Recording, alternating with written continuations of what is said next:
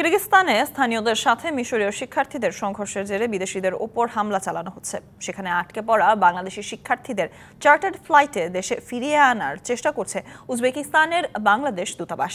এদিকে পররাষ্ট্রমন্ত্রী জানিয়েছেন, হামলা হলেও বাংলাদেশি কোনো শিক্ষার্থী মারাত্মকভাবে আহত হননি।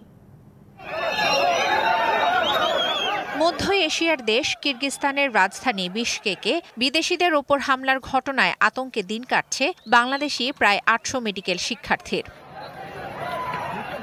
রবিবার বিশকেক থেকে এক বাংলাদেশি শিক্ষার্থী জানান, স্থানীয় তরুণরা বাংলাদেশি সহ ভারত ও পাকিস্তানের শিক্ষার্থীদের কক্ষে ব্যাপক ভাঙচুর চালিয়েছে।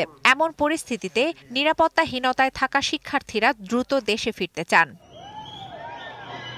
আটকে পড়া আরেক শিক্ষার্থী জানান, কিরগিজ কর্তৃপক্ষের সাথে আলোচনা করে চার্টার ফ্লাইটে তাদের দেশে ফিরিয়ে আনার পরিকল্পনা করছে উজবেকিস্তানের বাংলাদেশ দূতাবাস। পরিস্থিতির কিছুটা উন্নতি হলেও শিক্ষার্থীদের হোস্টেল ও অ্যাপার্টমেন্টের বাইরে বের না হওয়ার পরামর্শ দেওয়া হয়েছে। নিজ দেশের শিক্ষার্থীদের ফিরিয়ে আনতে কিরগিজস্তান যাচ্ছেন পাকিস্তানের পররাষ্ট্রমন্ত্রী। এছাড়া ভারতীয় শিক্ষার্থীদের সার্বক্ষণিক সহায়তা দেওয়ার কথা জানিয়েছে নয়াদিল্লি।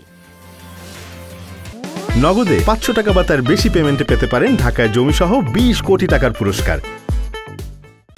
গত ১৩ই মে বিশকেকে স্থানীয়দের সাথে মিশরীয় শিক্ষার্থীদের সংঘর্ষের জেরে ১৬ই মে রাত থেকে বিদেশিদের ওপর হামলা চালাতে শুরু করে স্থানীয়রা। এদিকে রাজধানীর এক অনুষ্ঠানে পররাষ্ট্রমন্ত্রী ডক্টর হাসান মাহমুদ বলেন, কিরগিজস্তানে বাংলাদেশি শিক্ষার্থীদের ওপর হামলা হলেও কেউ গুরুতর আহত হননি।